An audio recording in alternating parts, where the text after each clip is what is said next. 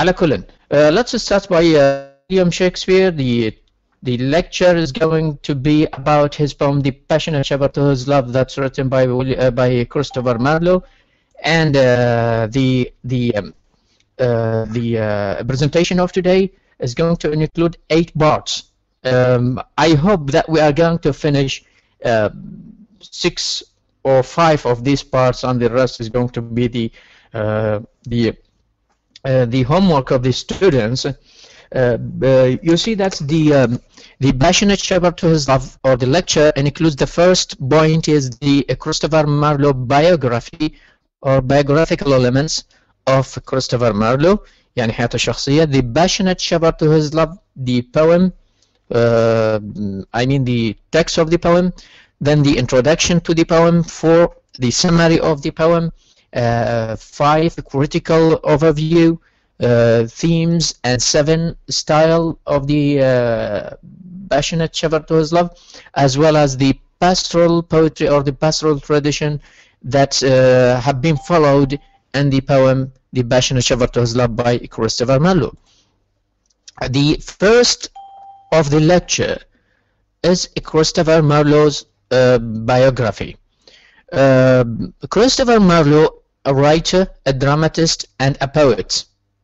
You can see here that Christopher Marlowe was born in 1564, and Marlowe wrote his first play, Dido, Queen of Carthage, around 1587. Then the play of Cymbeline the Great, an epic tale in two parts, and then the famous play The Jew of Malta, that was first performed in 1592, that is followed by the most famous play written by Christopher Marlowe, Dr. Faustus. The second part of this is going to be the Marlowe's poetical works, included Hero and Lender, is a very long poem that have been written in 1598, and The Passionate Shepherd to His Love.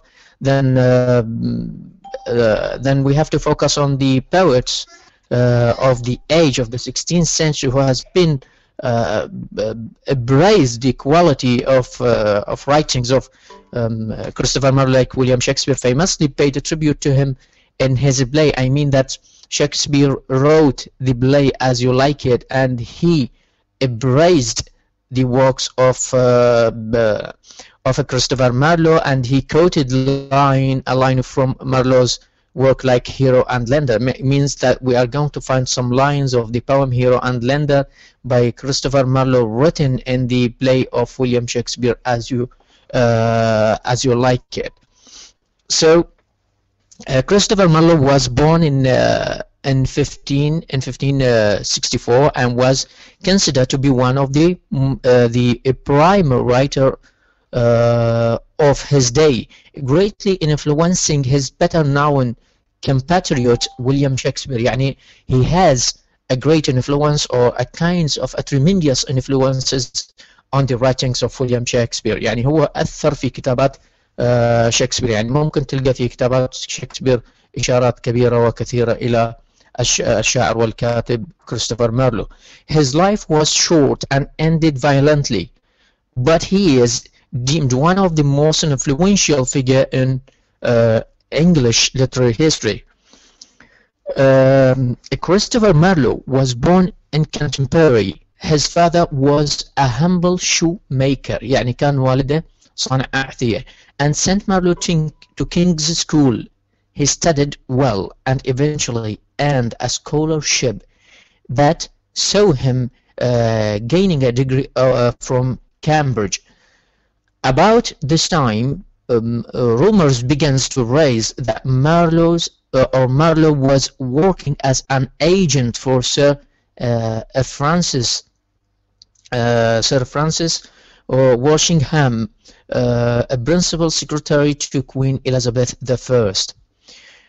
It is thought that Marlowe wrote his first play, Dido, Queen of Carthage, around 1587 اللي جاي تشوفها قدامك. the second point of the presentation. تشوفونها طلاب لما تشوفونها؟ نعم دكتور. نعم دكتور. Okay. The second point that Marlowe wrote his first play, Dido, Queen of Carthage, around 1587. This was quickly followed by the second play, اللي هي Tamburlaine the Great, an epic, as I told you, the following point, an epic tale into two parts that follows the rise of the hero from a simple shepherd to a powerful king.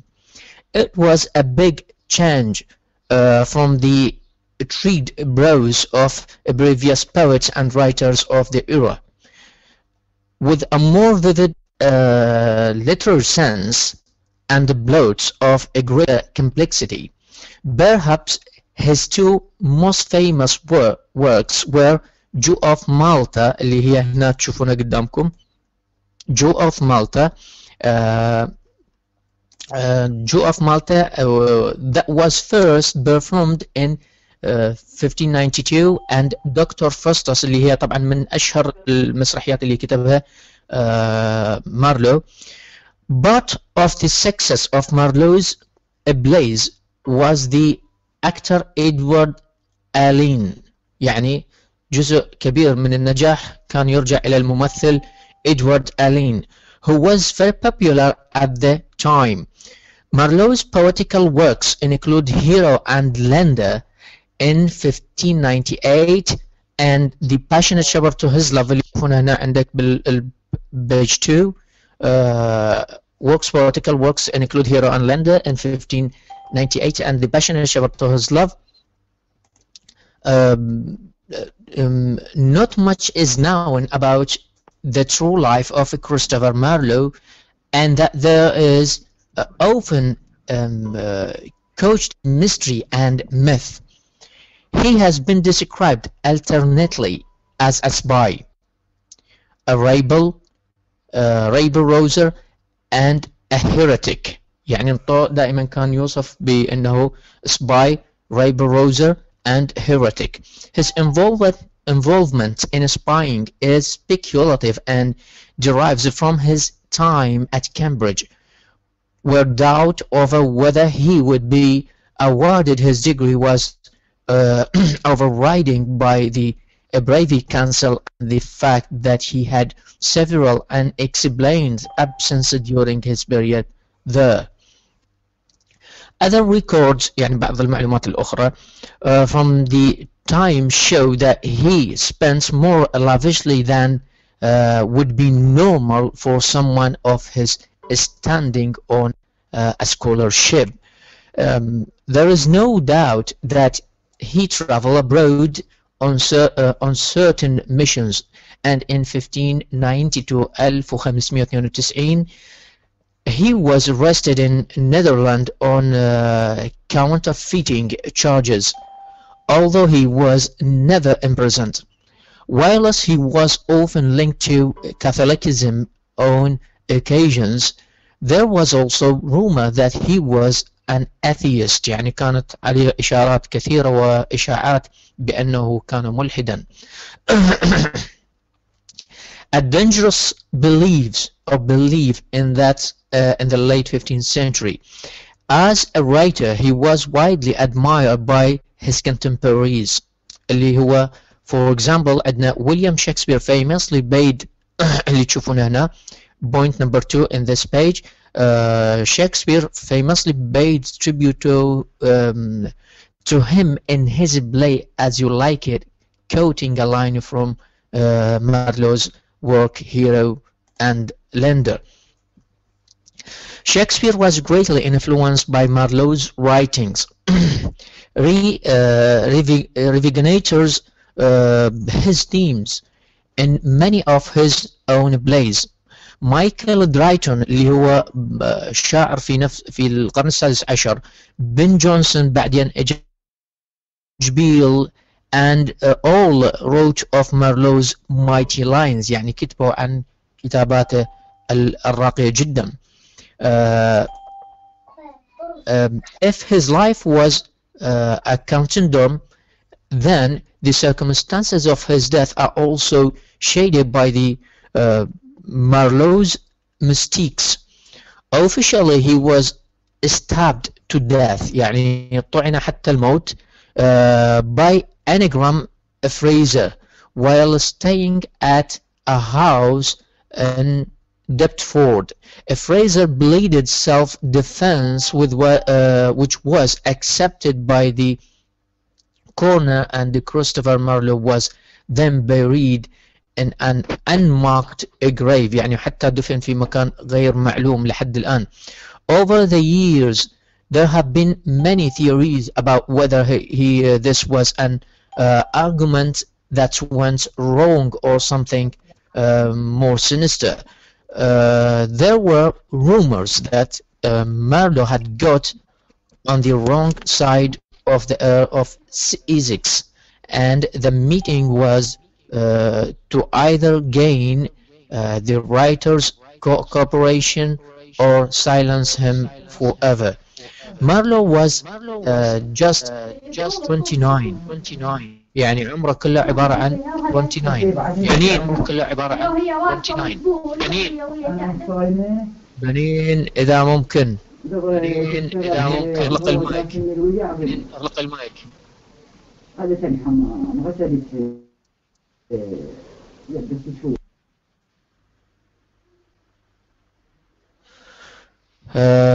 Again returning that Marlowe was just 29 when he was killed, and the exact thereabout of his body remains a mystery. So this is a very short biography about the poet Christopher Marlowe and his personal life. The second yes, go on please. دكتور، الكتابات المسرحية مارلو على شنو كانت دائما؟ تكون ملحمية لو متنوعة؟ كانت متنوعة. مثلا عندك دكتور فاستس هي عبارة عن دين وإلحاد، يعني تتكلم عن الدين والماجيك والإلحاد. مثلا تمبرلاين اللي هي مثلا عندك كتابة تمبرلاين ذا جريت، يعني تحكي عن قصة أشبه بالملحمية، ومتنوع أشبه بالملحمية لأنه كان يروينا قصة شخص تدرج في حياته من إنسان بسيط منسي إلى ملك وإلى آخره. طبعا كتاباته جدا راقية، أنا برأيي إنها تفوق كتابات شكسبير، لكن لسوء حظه هو رجل قتل وعمره 29 سنة، فما لحق يكمل حياته. لو نفرض أنه كمل حياته لكانت كتاباته أكبر وأضخم من كتابات شكسبير، لكن عمر قصير هو توفى الشاعر أو الكاتب هو كريستوفر مارلو. نعم. اسمعني. كثير من أسمع دكتور. نعم.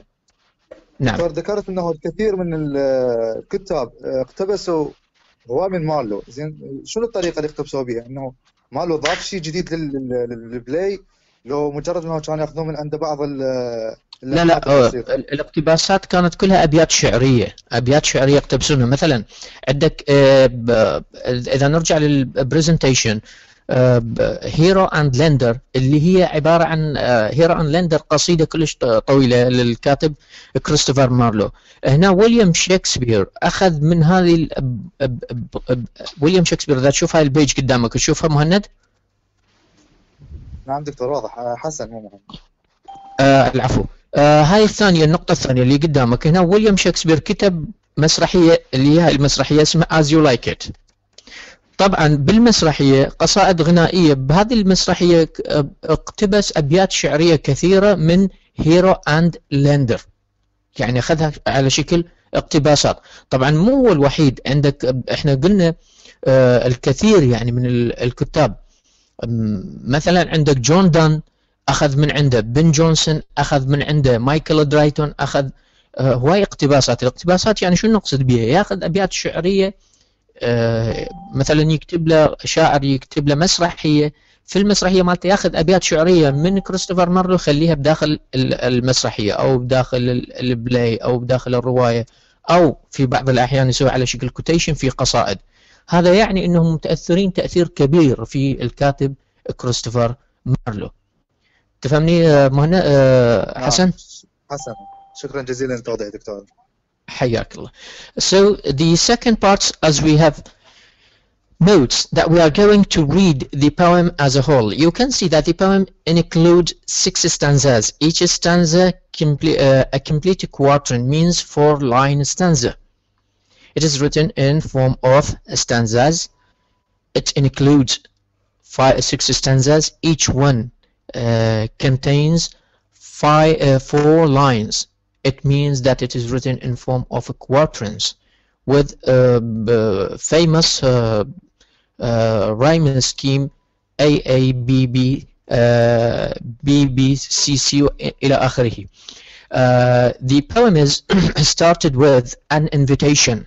Somebody is inviting someone else. See, come live with me and be my love, and we will all the pleasures prove, that valleys, groves, hills, and fields, woods or steepy mountain yields, and we will still sit upon the rocks, seeing the shepherds feed their flocks by shallow rivers. To those falls, melodious birds sing madrigals.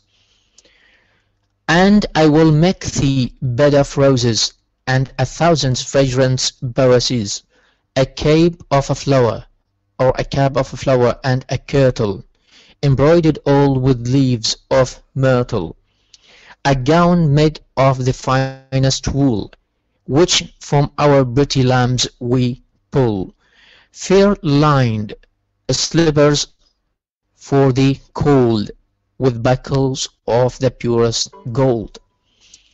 Stanza 5, a belt of citro and ivy buds, with coral clasps and amber suds. And if these pleasures may thee move, come live with me and be my love. The shepherds' swains shall dance and sing, for thee delight each May morning.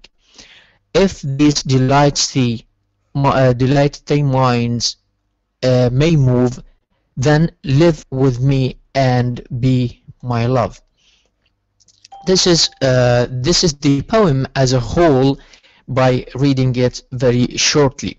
The third part of the lecture will be the introduction to the poem, The Passionate Shepherd to His Love. See, already I have put some main points of the introduction to this poem. The first point is the passionate shepherd to his love fits perfectly into the poetic genre of the periods. يعني it was fit to the time of the writings. يعني the time or the writing of the poem was completely go line by line with the writings of the 16th century. The second point, the composition date is thought to be about 1588. Its publication in 1599 in England. It is written in the pastoral tradition. الباسترال tradition نقصد بها الشعر الرعوي، يعني اللي يتكلم عن الرعاة اللي هم الشبردز والطبيعة، الماونتنز، fields, woods, hills, rivers, and so on. The fifth point, the poem is static in time, with no history or a clearly defined future. يعني ما بها أي تلميحات للوقت أو هناك إشارة بسيطة جدا.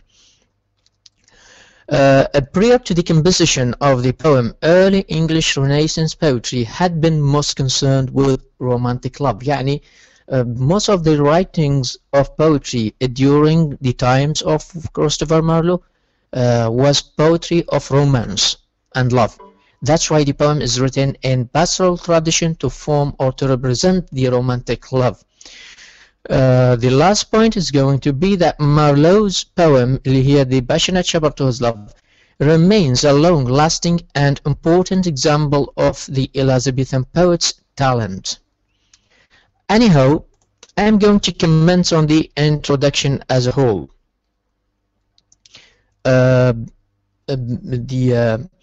Christopher Marlowe, The Passionate Shepherd to His Love, fits, as we said previously or stated, into the poetic genre of the period.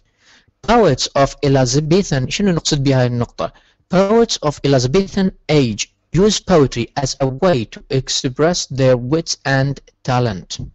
It is likely that Marlowe's poem would have been passed around among his friends long before its publication in 1599 in England. 6 years after the poet's death يعني نشرت بعد مرور 6 سنوات من وفاة الشاعر. A few Elizabethan poets published their own works, especially one as young as Marlowe, and so it is fairly certain that the poem was well known long before its publication. يعني غالبا ما كانوا انه او غير قادرين على النشر، لذلك تشوفوا من النشر دائما يكون على شكل انه بعد وفاة الشعراء او الشباب اللي بعمره. The composition date is thought to be about 1588 and probably it generated many responses well before its publication, nearly a dozen years later. يعني حوالي 12 سنة قبل النشر هي كانت معروفة، وهناك كان a plenty of criticism to the poem. Among these responses, Sir Walter Raleigh's nymph or the nymph to the nymph's reply to the shepherds. يعني احنا سألني حسن على اللي يتأثروا بكتاباته. مثلا بعد القصيدة The Passionate Shepherd of His Love، شاعر آخر اللي هو سير والتر راليه كتب قصيدة هي as a response to The Passionate Shepherd، يعني عبارة عن ردة فعل أو استجابة لكتابات كريستوفر مارلو. كتب قصيدة مشابهة اللي هي The Nymph's Reply to the Shepherd، اللي هي الديت مالتها unknown، يعني thought to be about 1592، يعني بعد كتابة The Passionate Shepherd of His Love، which provide the women's responses to Marlowe's shepherds، اللي هي بيها عبارة إشارات عن ردة فعل المرأة للراعي في قصيدة كريستوفر مارلو.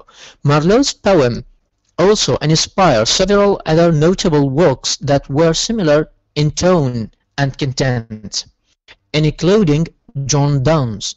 يعني جون داونز كتب قصيدة اللي هي The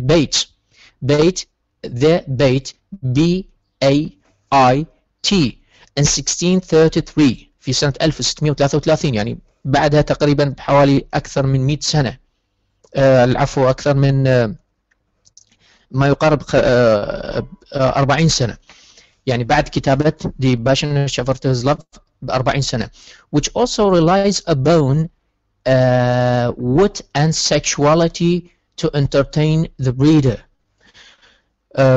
The Passionate Shepherd to His Love is written in pastoral tradition that originated with Theocritus. طبعا احنا هنا بالبوينت هنا نقول the poem اللي هي written in pastoral tradition point number 4. تشوفونها قدامكم طلاب اللي جاي أشر عليها؟ نعم دكتور واضح. اي نعم دكتور. اي نعم دكتور. Written in the pastoral tradition. The pastoral tradition, in short, it is a poetry that concerns the life of the shepherds, the life of the countryside, and the life of nature. هاي يعني نوصفها بهذه الطريقة. That originated with Theocritus. أول واحد كتب بها شاعر اسمه Theocritus in Greece في اليونان during the 3rd century BC، يعني بالقرن الثالث قبل الميلاد. The pastoral tradition is characterized by a state of contentment and innocent and romantic love. Rural country يعني نقصد بها الحياة الرعوية أو الريفية. Folk are presented in an idealized natural setting, while they contemplate their and peaceful world that is absent the worries and issues of a crowded city life. يعني as was a common of Elizabethan poets. Marlowe plays المسرحيات with the traditional pastoral formula، يعني أغلب كتاباته كانت عبارة عن pastoral tradition، شعر يحكي عن الطبيعة والريف. He introduces sexuality and includes play seems ridiculous rather than an ideal. Then the speaker in the passionate shepherd of love is a shepherd، يعني هو عبارة المتكلم مال القصيدة أو لسان القصيدة هو راعي who plays to do the impossible if only the female object of his desire will accept his plea، يعني كان يدعوها للعيش معه. The poem is static in time. هاي البوينت اللي قلنا عليها. The poem is static in time. The last point of this page اللي قاعد تشوفونه قدامكم with no history or clearly defined future. يعني يعني only the present matters. يعني the speaker, the shepherd, he's talking or he's speaking, he's narrating only the present matters. There is never any suggestion that the poet is asking the woman for a long contentment، يعني ما يسألها لبقاء لفترة طويلة. There is no offer of marriage، ماكو عرض للزواج. Nor does he offer a long-term future together، ولا يدعوها إلى العيش لفترة طويلة حتى في المستقبل. Instead, he asks her to come and live with him and seek pleasure in the moments، في اللحظة الآنية. The use of the passionate in the title suggests strong emotion, but may also refer to an ardent desire to possess the woman sexually only. Since there is never any declaration of love, the shepherd makes a number of elaborate promises that are generally improbable and occasionally impossible. The woman response is never heard، يعني احنا ما راح نسمع المرأة تتكلم في القصيدة نهائيا. And she is not present in any way except as the object of the shepherd's desire، يعني حتى ما راح تتكلم ولا راح تظهر، لكن هي عبارة عن رغبة في ذهن المتكلم اللي هو الشبرد. Prior to the composition of the passionate shepherd to his love, early English Renaissance poetry had been most concerned with romantic love. This point, see, in the page that is follow, prior to the composition of the poem, early in English Renaissance poetry had been most concerned with romantic love. These poems نقصد بهم, which included poems by Sir Thomas White and Henry Howard, were traditional love poems characterized by the pleas of a rejected suitor who would find solace in the soothing atmosphere of country life. Marlowe tweaked the tradition. شلون tweaked؟ يعني نقول حور هذا التراديشن من الكتابات، هذه نوعيات من الكتابات, transforming it into a more dynamic piece. As a result, Marlowe's poem remained a long-lasting and important example of the Elizabethan poet's talents.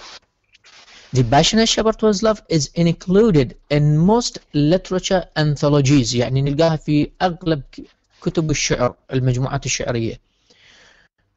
Published for academic use, including the 7th edition of the Northern Anthology of English Literature. So this is in short an introduction to the poem, The Passionate Shepherd to His Love. The fourth part of the lecture is the summary of The Passionate Shepherd to His Love. I am going to summarize each stanza alone to understand what's going on and what was the plea of the shepherds and how he described his love to that unseen and unspoken woman. In stanza 1, come live with me and be my love, and we will all the pleasures prove. The valleys, groves, hills and fills, woods or steepy mountain hills. This is the first stanza. See, and this stanza of the passionate shepherd to his love, Marlowe's speaker اللي هو الشبرز, an unidentified shepherds pleads with unidentified woman that if she will come and live with him, then all pleasures will be theirs for the taking or the taking. The shepherds open with the invitation. Come live with me. اللي تشوفها قدامك هنا. Come live with me. هنا فعل أمر imperative verb. Come live with me and be my love. He is not asking her to marry him, but only to live with him. The offer is simply put, and his ease in offering it implies that the women should just as easily agree. يعني عرض بسيط وانفيتيشن بسيطة توحي بأنه المرأة راح توافق بشكل بسيط جدا. However, since the shepherd is forced to continue with a succession of promises,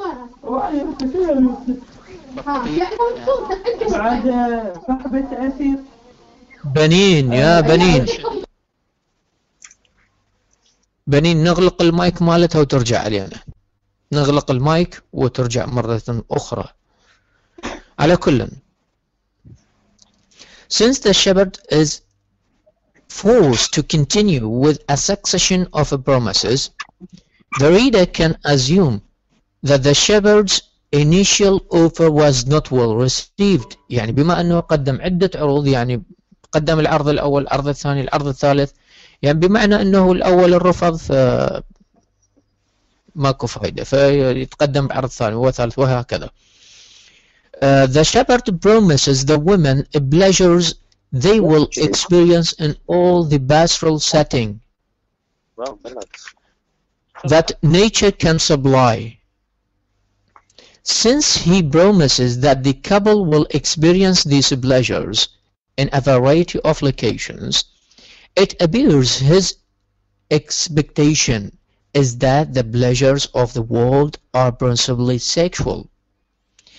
He is asking the woman to live with him, and for the Elizabethan poets, come live with me and be my love, has the same connotation it would have for a 21st century reader. يعني come and live with me قالها بالقرن السادس عشر، لكن تحمل نفس المعنى والتخيلات والتصورات اللي في ذهن القارئ في ال 21st century اللي احنا هسه موجودين. نفهم شنو معناها. The female is being invited to come and make love. Valleys, groves, hills, fields, woods, and steepy mountains are some of the places the shepherd suggests where the women might yield to him, and where they might both find a pleasure. The sexuality of this stanza is a departure from the traditional pastoral writings and romantic love poems of Marlowe's contemporaries, which were not so bold. This is what concerns stanza first. The second stanza, from line 5 to 8, and we will sit upon the rocks, seeing the shepherds feeds their flocks. By shallow rivers to whose fall melodious birds sing madrigals. المادريجلز طبعا نوع من الأغاني اللي هي مو أغاني إنجليزية وإنما أغاني دخلت في الأدب الإنجليزي من هولندا من نذرلاند. And this stanza, or the second stanza, suggests a time of year for the love or lover's activity, which is likely spring or summer, since they would be outdoor and the shepherds imagine it is pleasant enough to sit and watch the flocks being fed. يعني بما أنه يقعدون برا فإحنا نتصور كقراء نتصور أنه القصيدة أو القصيدة كتبت في وقت يعني كان الجو مناسب للخروج خارج البيت والجلوس على الصخرة والتمتع بالمناظر الطبيعية. He proposed that other shepherds will feed his flocks, since with his mistress by his side he will now be an observer. يعني مجرد انه يباوع لهم. The shepherds mention listening to the melodious birds sing madrigals. The singing of the birds is often suggestive of spring. يعني دائما أغاني زقزقة العصافير توحي بفصل الربيع. Suggestive of spring. Since the return of singing birds signals the advent of the new season. Because the first stanza makes it clear that the shepherd wants the woman to become his lover, the shift in the second stanza to sitting upon rocks and we will sit upon the rocks اللي قالها suggests they might partake of the second stanza's activity after they have made love. شباب بس المايك. علي قحطان يا تزعجنا يا أخي، طق المايك مالتك. على كل the second stanza, if taken by itself, exemplify the traditional of pastoral poetry themes of the restful shepherd watching his flocks, enjoying in quiet repose the countryside and all its offers.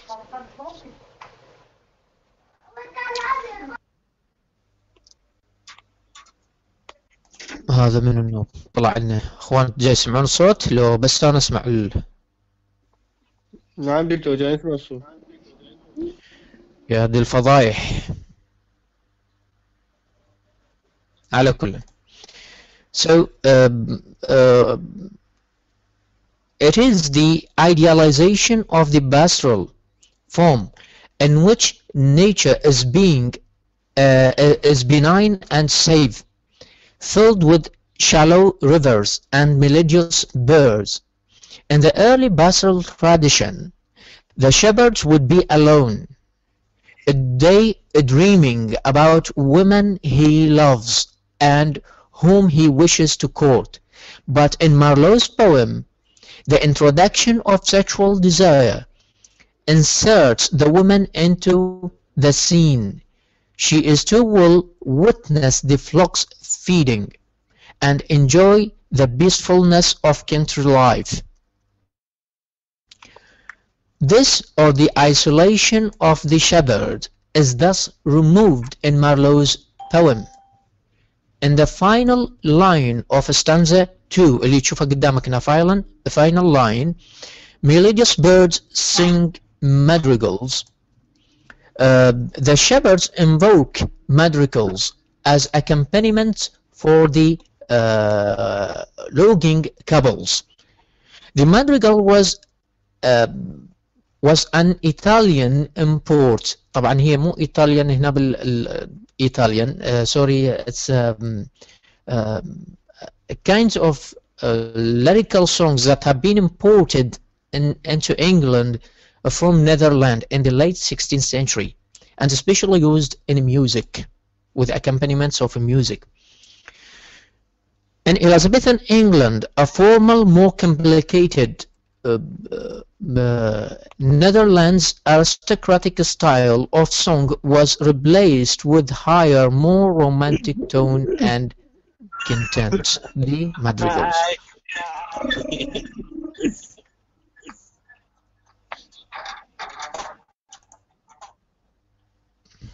اخوان بس الصوت مال المايك رجاء. يا اخي من تخلص المحاضرة شو تريد سوي بس بالمحاضرة شوي بس طولنا مجال خلينا نخلصها لكم حتى على الأقل تفتهمون.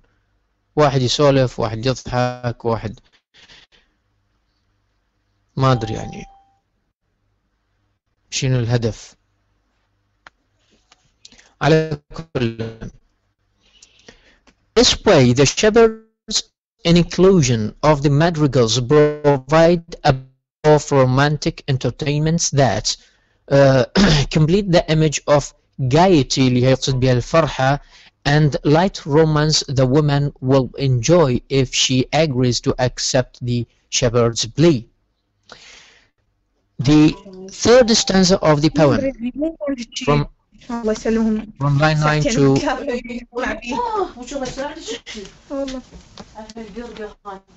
رنين كاظم على ما أعتقد مو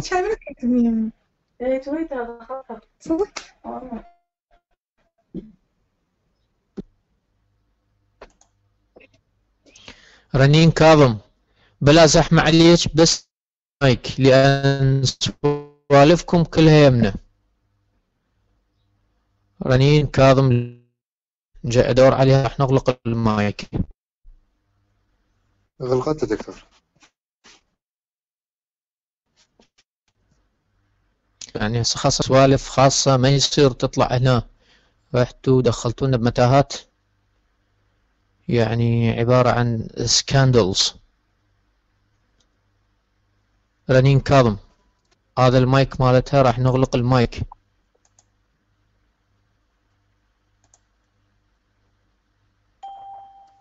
العفو دكتور بس هذا برنامج نسيطر عليه. رنين كاظم وفرح خالد. على كل The third stanza and I will make thee beds of roses and 1,000 fragrant bosses, a cap of flowers and a kirtle embroidered all with leaves of myrtle. The third stanza, the shepherds, or in the third stanza, the shepherd offers the first of many promises. يعني أول عرض ووعد راح يقدمه to his mistress. He will keep if the woman agrees to come and live with him. He promises to make her beds of roses. يعني إذا تشوفها it is not just one bed but in a plural form. يعني تشوفها plural form. This is the S that refers to plural. يعني many beds, not only one. One bed is not enough. She is deserving of more than one bed, although certainly the couple would have no need for more than one bed. In addition, the shepherd promises 1,000 fragrant bosses. البوسز يقصد بها is a kind of a flower or a شو نقول عليه crown of a flower. crown of a flower يعني عندهم عادة انه كان في ذلك الوقت يلبسون المرأة تاجي شلون هذا العقال اللي يلبسونه الشياب مالتنا، بس هذاك مصنوع من الورود مو من العقال مالتنا اللي معروف، وإنما of thousands of fragrant bosses.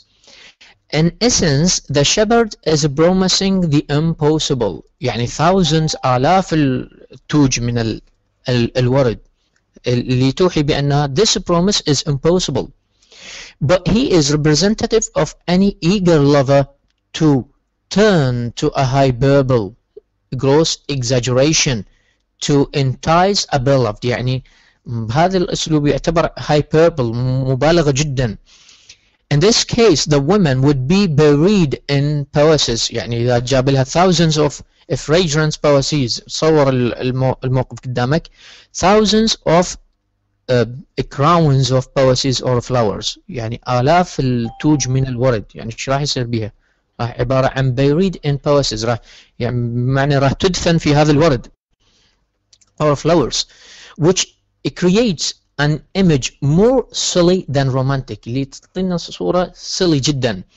It is worth noting that Elizabethans often compose short epigrams that were also known as poeses. يعني في نفس الوقت كانت هناك epigrams أبيات شعرية قصيرة جدا يسمونها البواسز. ربما الشاعر يقصد بها البواسز مو التاج، ربما يقصد الأبيات الشعرية. These short poems were often used as a token of love. يعني عبارة عن عربون للحب يقدمونها. هاي البواسز يسمونها عربون حب. فربما هو يقصد بها آلاف الأبيات الشعرية يقدمها لها مو flowers اللي احنا نتصورها. If Marlowe's shepherd is using poeses to refers to written text and note a floral tribute, then barraging the woman with love poems is a romantic idea. يعني إذا كان يقصد الأبيات الشعرية فهي صورة موصلة وإنما romantic, still an impractical one. ورغم ذلك هم تبقى impractical. thousands of poems يعني آلاف الأبيات الشعرية، شيء مبالغ به جدا. طلابنا يسمعون لو ما يسمعون الكلام؟ نعم دكتور. نعم دكتور. واضح الكلام؟ نعم دكتور. نعم. Okay, so the shepherd is so eager for his love to join him that he even promises to dress her. حتى يصنع لها ملابس. He will clothe the women in a cap of a flower. الكاب نفس هذا الكاب اللي يستعملنا الجاون، عبارة عن عباءة اللي تستعملها النساء. And a kirtle covered with leaves of myrtle. The myrtle flowers was a sacred flower to the goddess Venus. يعني عبارة عن زهور أو ورود مقدسة للآلهة فينوس. And was considered an emblem of love. وفي نفس الوقت تعتبر عبارة عن رمز من رموز الحب.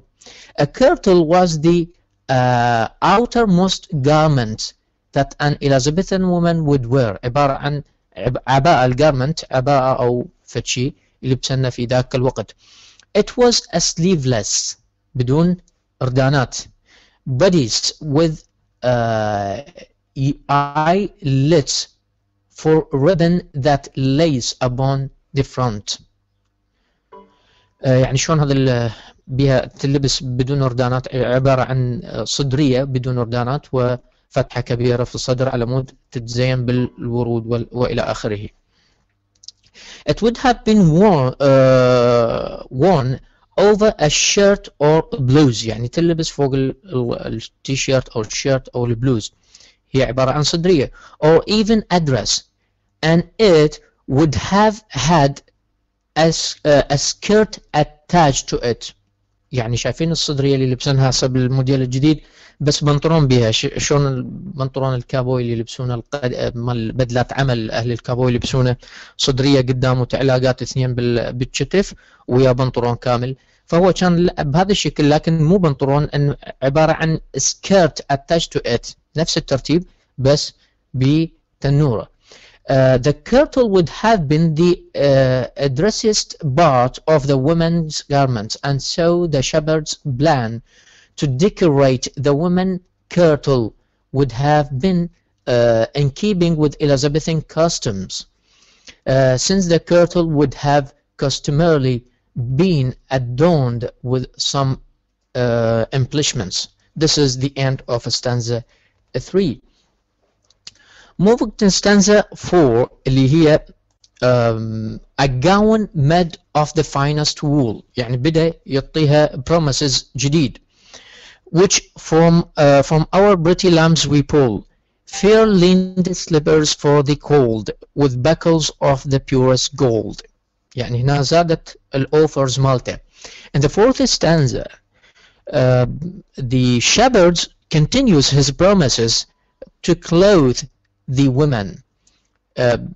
Her gown would be made of the finest wool, من أجود نوعيات الصوف, rather than simply shearing the wool, which was the procedure.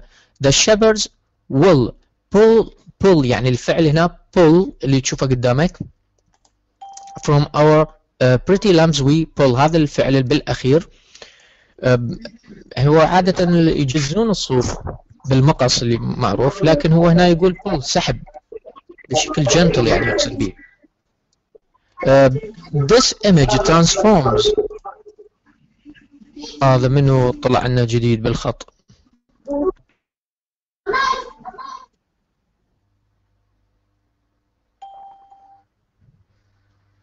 Anyway, see that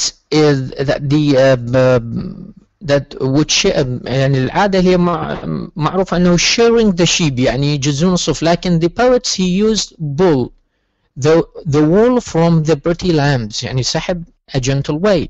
This image transforms the intense hard labor. بنفس الوقت يعني الصوف ايش قد هو؟ الصوف كلش هواي، إذا يريد يسحبه بشكل مباشر وحدة وحدة يستغرق وقت. This is transforms, or this image transform the intense hard labor of shearing into a gentle pulling of the wool, a more peaceful or graceful and romantic activity. يعني يسحبها بشكل gentle بدون أذية، لأن الشيرنج اللي هي الشيرنج اللي نقصد به جز ممكن مؤلم، لكن السحب وحدة وحدة ممكن يكون more gentle. هذا يشير إلى romantic activity. The slippers he will make for the women will be fair-lined. By the 16th century, women were commonly referred to as the fair sex. يعني كانوا بال 16th century يسمونها fair sex الwomen. And so the use of fair to describe the slippers might also refers to women, or to the women whose feet the slippers would adorn. The buckles of these slippers يقصد بها هنا تشوفها الطلاب تشوفون هذه يقصد بها with buckles lines, the final line of stanza 4, with buckles of the purest gold.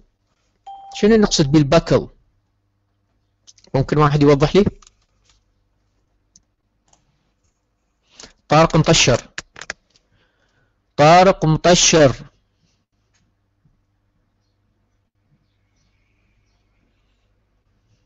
مصطفى وليد.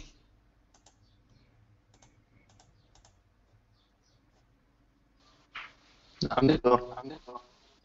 من وياي؟ مصطفى وليد، طارق مطشر، مهند حميد ياسين وإلى آخره. وينكم؟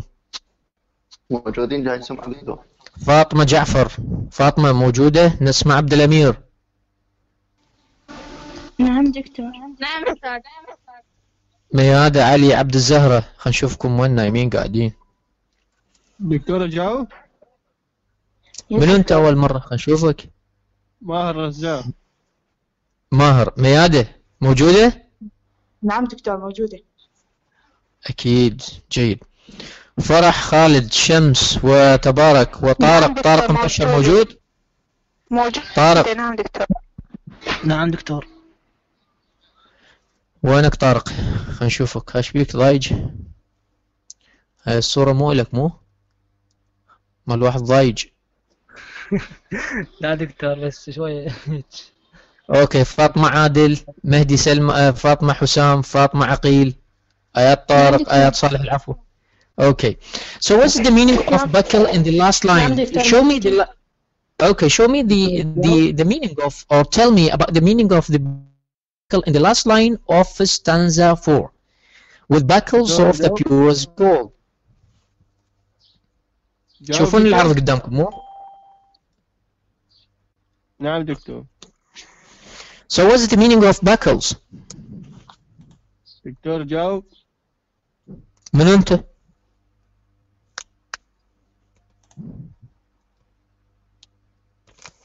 جاوبني. اوكي. صوتي يقطع دكتور. اوكي. شنو الباكل؟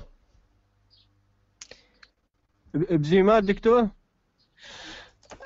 البزيم. وانما احنا شو نسميه؟ نسميه هاي الحباسيه مالت الحزام. هسه شوف الحزام اللي ينلبسه احنا سواء رجال او نساء بحباسيه، هاي نسميها البكل. هاي نسميها البكل. بنفس الوقت اجلكم الله هذه الاحذيه او تكرم السليبرز اللي احنا نسميها هم بيهن بكلز مرات، سواء نسائي او رجالي. بيهن بكلز ولا ما بيهن؟ نعم دكتور. اللي يجي جلد. بين دكتور بين. بين يعني هي عبارة عن نوع من الديكوريشن الزينة. So the poet's promising that he is going to make the buckles of the slippers of his mistress made from the purest gold. يعني يسويهن من الذهب. جاي يشوفون يعني جاي يسوي هذا الرجال؟ نعم دكتور. So the buckles of these slippers would be of the purest gold, since the shepherd's mistress would deserve all the riches he would prove. يعني هو يعني provide، يعني يقول لك هي تستحق أكثر من هذا، لكن هذا وصف حتى يوصل لنا الصورة مقدار الحب اللي يحمله his mistress. Stanza 5. A belt of straw and ivy buds with coral clasps and amber stud. And if these pleasures may thee move, come live with me and be my love. In stanza 5, an image of the shepherd's newly adorned mistress being to emerge, or begins to emerge. Line 17 اللي هو يقول be adds a straw belt of ivy and ivy buds to a customs that is adorned with coral clasps and amber. عبارة عن يقصد بها أزرار. هاي الأزرار مال نقصد بها احنا الدقمة، الأزرار مالت مال القميص أو مالت الملابس. The woman is dressed from head to foot and immersed in poeses. يعني اكتملت الصورة بأنه لابسة بشكل كامل ومزينة بالإضافة إلى الورود اللي هي البواسيز. If the woman takes the poet's promises quite literally, she would look like a huge floral bush that glitters with gold, coral and embers. إذا نكمل الصورة ونباوع فهي عبارة عن امرأة غارقة في الورود وهناك أشياء تتلامع من الجولد والكورال وإلى آخره. هذا literally يعني حرفيا ناخذها. The final two lines, or in the final two lines of stanza 5, the shepherds retreat his plea that the women consider his offer. اللي هي two lines اللي هي and if these pleasures may thee move come live with me and be my love. شنو يقصد بيها؟ يعني retreat his plea يعني بدأ يراجع his promises، هل هي تقبل أو ما تقبل. He first reminds the woman that the promises, or he promises her pleasures, which he hopes will convince her to agree to his wishes. The shepherds then restate the first line of the poem. يعني رد أكد لنا invitation of the first line اللي هي come live with me and be my love.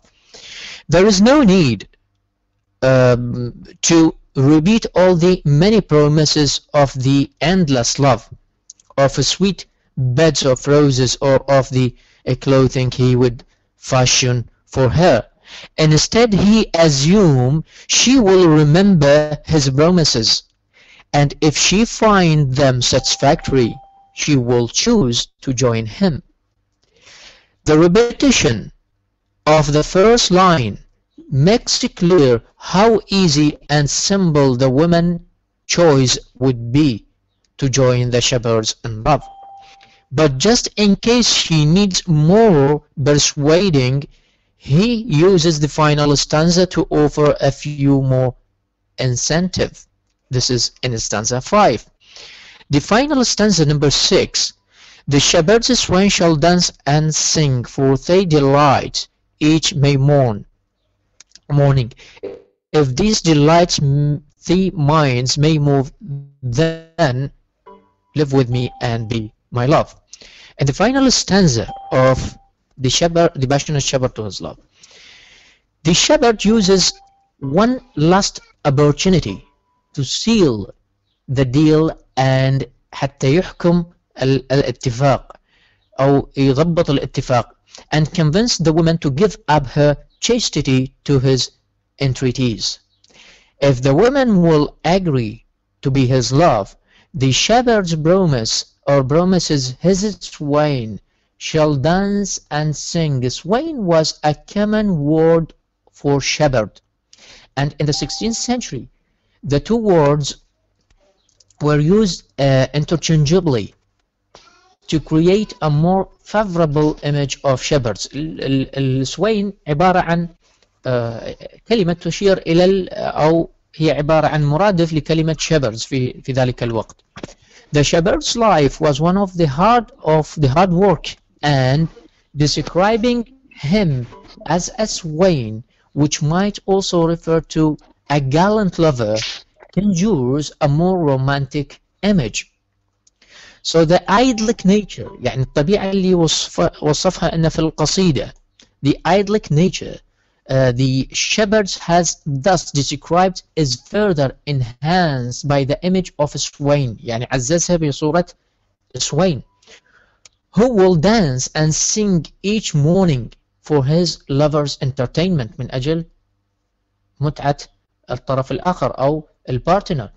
The time now is firmly set in May، وتأكدنا أنه في May، في شهر الرابع اللي هو الربيع. During spring nature traditional mating time, the poet has included a variety of images from nature. Including the setting, the bed, and the clothing, all of which remind the reader that nature is primarily focused on reproduction. If the women will come and live with him, every day will happy and fill with songs and dance. In line 23, the shepherds repeat line 19 اللي تشوفها قدامك هنا. line 19 شنو نقصد به؟ Rather than pleasure to convince her, the emphasis is on the delight. بدل البلجر بدلها إنها بكلمة delights. He has led her minds to imagine.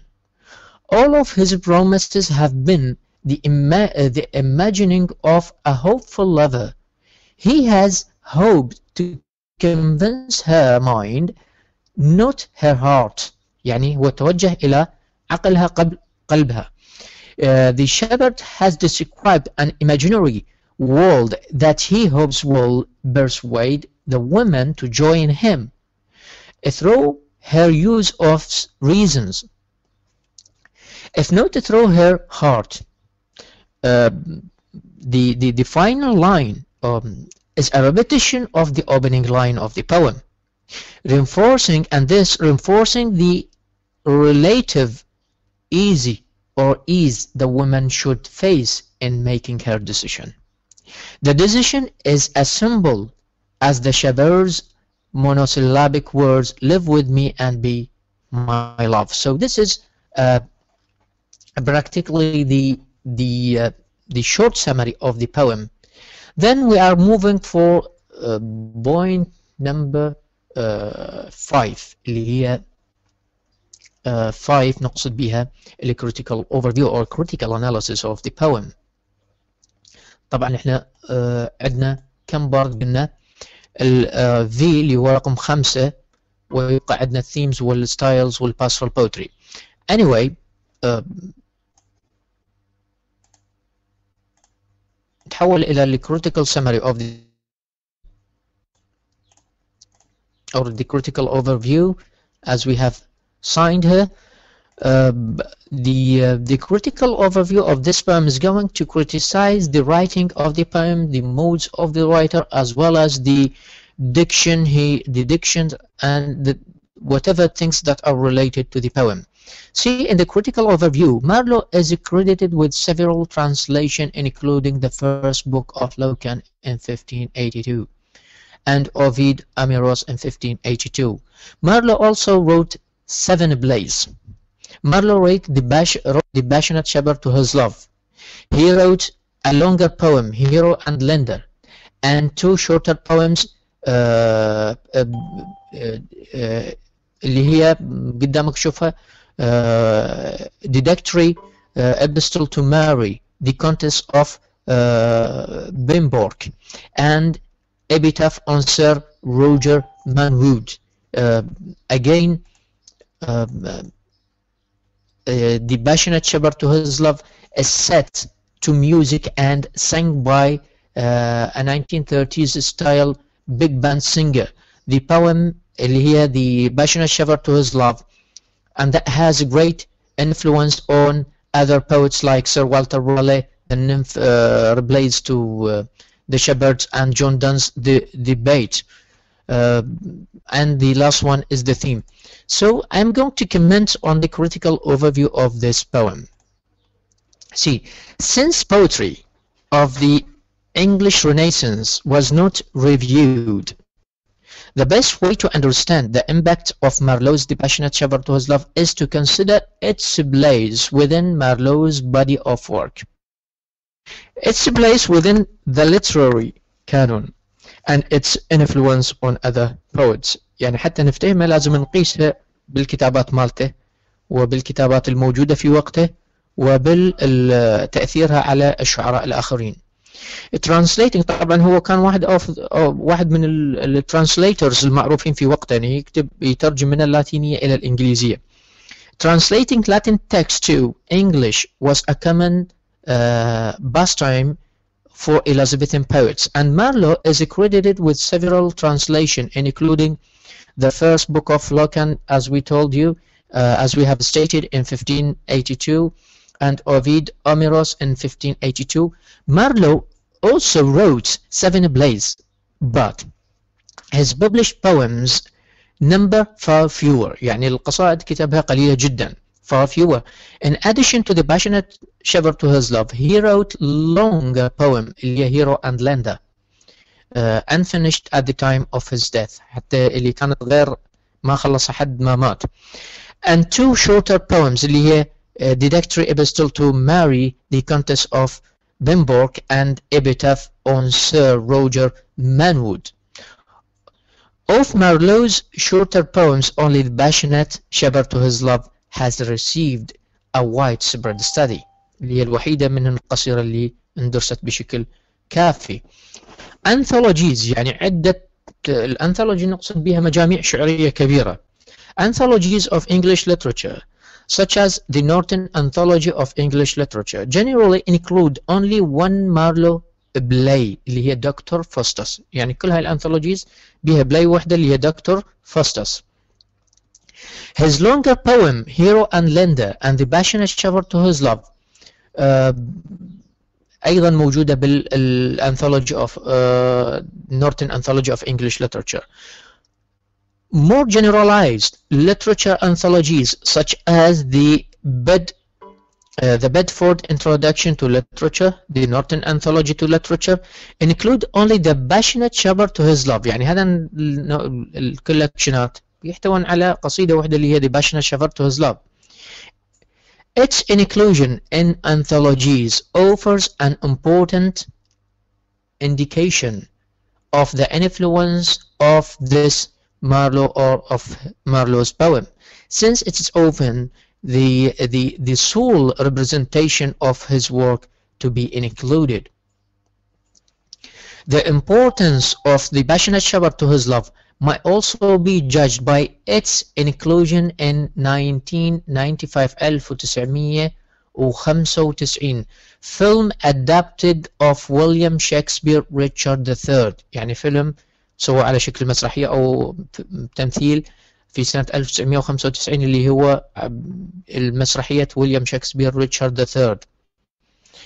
And in this Richard Lockrane film, Marlowe's poem is set to music and sung by 1930s style big bands singer. في هذا الفيلم هذه القصيدة غنيت أو ظهرت على شكل أغنية.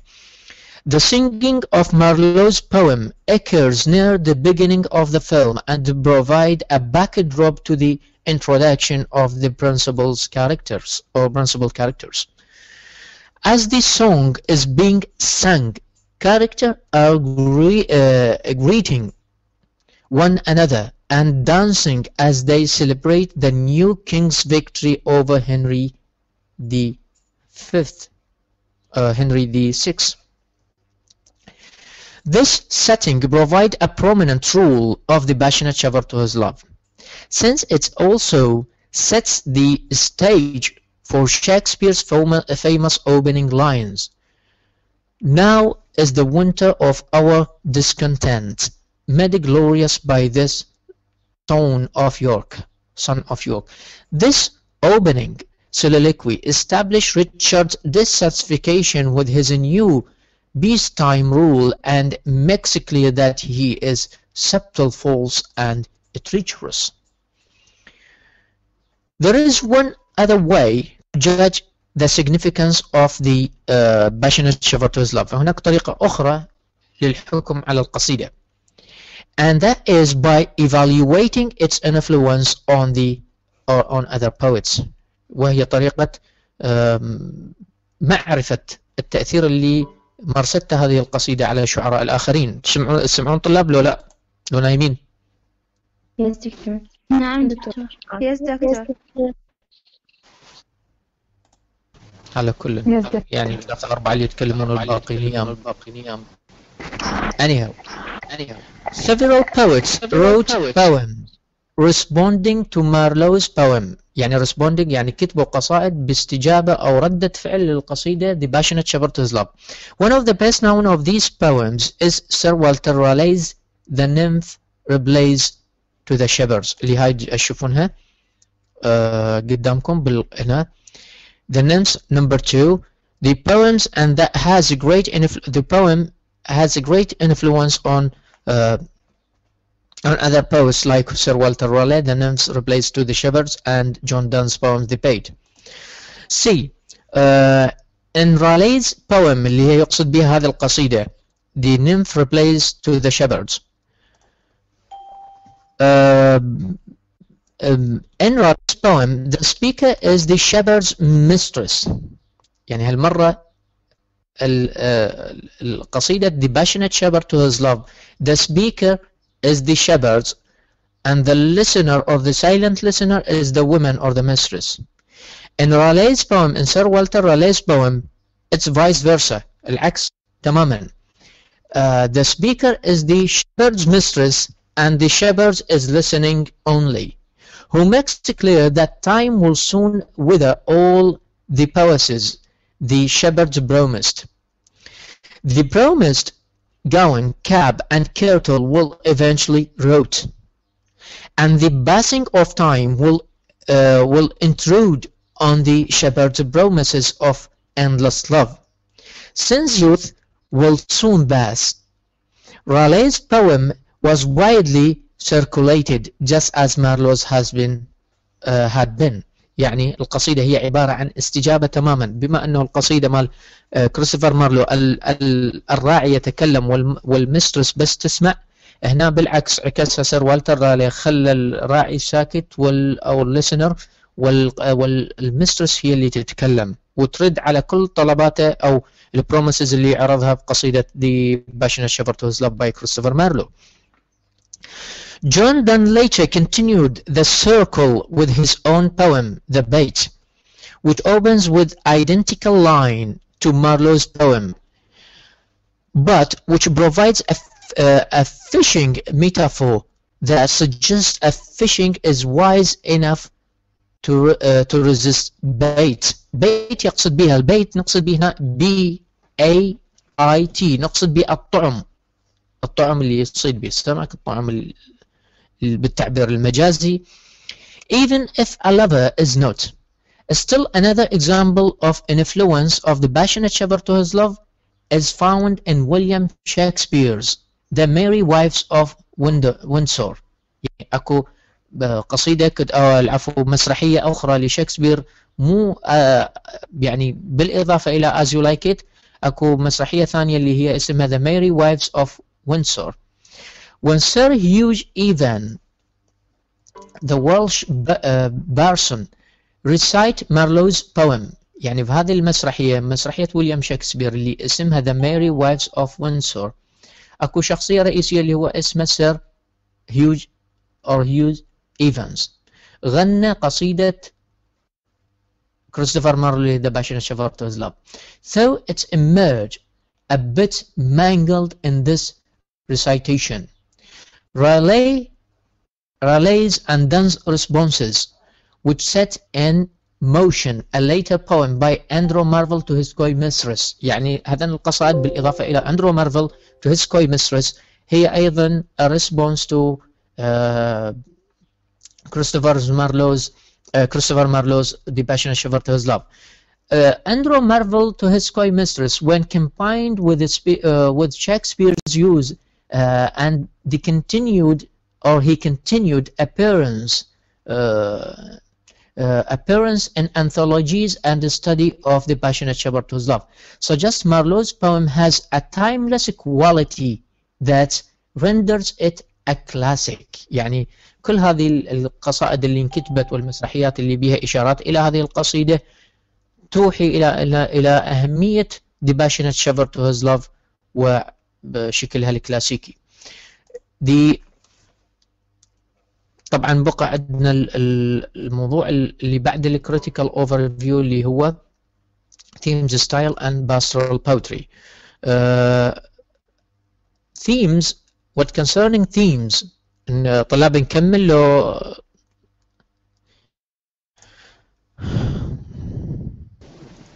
براحتك أستاذ. كملون لو تعبانين؟ لا دكتور تعبنا. تعبنا وزهقنا مو؟ محاسن. وقت غدي. ها؟ بعد وقت صلاة هذه. ها؟ وقت صلاة هذا. والله نبأ سجاد شو تقولين؟ ما سمعت. دكتور أقول هذا وقت صلاة بعد وغدا وهاي. يلا مو انا قاعد بالكل تدرون على مودكم جاي لان النت هنا شويه قوي. رحم الله والديك ان شاء الله، ربي يوفقك يا رب. دكتور ما قصر. شكرا. اوكي يلا. يعني. احنا وصلنا اشوفوا هسه هذه البرزنتيشن شوفونها قدامكم الصوره الاولى. نعم دكتور. خلصنا 1 و2 و3 و4 و5. نعم. فبقى عندنا الثيمز ستايل باسترال بوتري. هذا 3 مواضيع راح يكون هذا الريدنج اوف ذا ستودنت هو اللي يقراها الطالب. اوكي ان شاء الله. اوكي دكتور. زين انا حولت لكم الماده مال الرينج اوت يور بيلز لو بعد. لا بعد دكتور بعد. لا بعد. يعني بعد ما منطينها. اوكي هسه راح احولها لكم بالاضافه الى هذه الشبر. تمام. شكرا دكتور. بس خلي النت شوي. على كل نكتفي بهذا الحد ونسوي ليفينج ونشوفكم الاسبوع الجاي. دكتور مع السلامة. دكتور ممكن سؤال؟ نعم محاسن تفضلي قبل ان نغادر. دكتور أنا أبغى مو أنا جاي تطلع عندي محاسن اللي جاي تحكي. محاسن زكي كريم. دكتور something my question is gonna run away. The Yes, main go on. subject. Just wait. Repeat the question please. Doctor, my question is something is gone away from the main subject. So I have maybe problem with understanding poetry. When you read the poetry and يعني لما تتعمق بالموضوع you gonna into deep of poetry. I can't follow understanding. احنا عندنا definitions هواي للباوتري. لو جيت يعني تعمقت بالموضوع وعرفت معنى الباوتري الحقيقي ممكن انه افهم الشعر يعني بصورة عامة، لانه لما تشرح احس انه كأي مادة يعني see by eyes and just read word by word. I think to understand poetry we need to feel it in our hearts and mind. And we need to we have to see its principle to see how it's work, and we have to know details and pros of the poetry. So are you agree with me? Yes. First, the first part of your question was a question, really question, how we can understand poetry according to certain definitions. But the last part of your talk was just like a comment on the subject of poetry. But you have to keep in your mind always that poetry is something vast, beyond reaching. It is beyond horizon. Something far more reached. It depends on your ears, how you understand poetry, how you like poetry. Poetry is an ocean that filled with emotions, feelings. It depends on the writer, readers, text, and nothing is limited in poetry. Nothing could be put into theories. Theories are changeable. It depends on time. It depends on the reader himself and the critic that is going to write about poetry. So if you need to understand poetry, it depends on you first, and your time, people, and whatever. Anyhow, as we are moving too much deep in the poetry, we are talking about the given poem, not anything else. So the poem of today is a love romantic poem written in form of a traditional pastoral tradition poetry، يعني قصيدة غنائية كتبت بالطريقة الرعوية أو الريفية. شلون عندنا مثلا غناء ريفي هسه عندنا بالعراق، غناء ريفي يغني عن طبيعة، أو قصيدة هي يغنونها يحكي لنا عن الحب في الطبيعة الريفية، الناس البسطاء كيف يحبون. So today's poem is similar to that example. We are talking about a shepherd who loves his mistress too much, who promises her too many things. Things that are taken, that have been selected from his environment, from his simple life and from his daily activities. So if you are going to read, every poem is different from others. It is going to be different by time, different by text, different by the minds of the writer, different by the receiver. We are the receiver of poetry. We are the readers. How we understand this poem, it depends on our cultural background. So nothing is limited. Nothing is going to be put in rules to understand poetry. It depends on you as a reader first. It depends on time of the writing of the poem. It depends on the things that have been written, things that have been referred to, or the allusions already made in the poem. Are you following me, Adwa? Yes, Doctor. I mean, do you understand what I am saying? Yes, Doctor. I think when you're talking about poetry, we have to movement our emotions and heart. It depends on your heart, it depends on your mind. It is not also depends on the heart of the readers or emotions. Sometimes poetry is a critical, sometimes piece of poetry is going to be,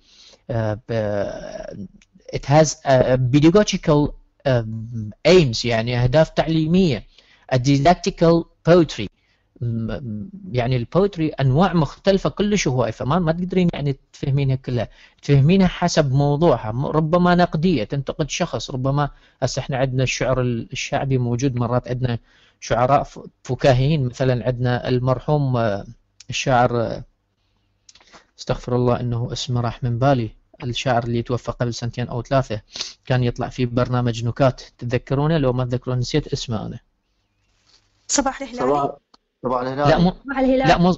لا الثاني هذا ابو الثوره، ولا رياض الوادي. شفتوا القصائد مالته هزليه، ربما ينتقد شخص معين، هذا الشعر ينتقد شخص معين، ينتقد فد critical situation، ينتقد government، ينتقد policy. Sometimes his poetry is emotional feelings and love poetry. So, يعني there are a variety of themes, topics and motives in the writings of poetry, and these themes, topics, situations depends on the writer as well as on the reader of his time. يعني حتى على القارئ يتحمل جزء والكاتب يتحمل جزء، لذلك فهم الشعر يحتاج إلى فهم الوقت اللي انكتبت به القصيدة، ويحتاج إلى فهم الموضوع اللي مطروح، وموضوع الثيمات اللي انطرحت، والتأثيرات السياسية والجغرافية وإلى آخره. يعني كل يعني ديتيلز اللي تتعلق بالقصيدة لازم كلها نستفهم عنها حتى نفهم قصيدة. نفهم القصيدة هي لحد ذاتها، بس ما نفتهم الشعر بشكل عام. احنا هسه بنحكي على هذه القصيدة نقول عليها pastoral poetry أو love pastoral poetry، يعني poem، يعني قصيدة غنائية أو قصيدة حب رعوية أو ريفية.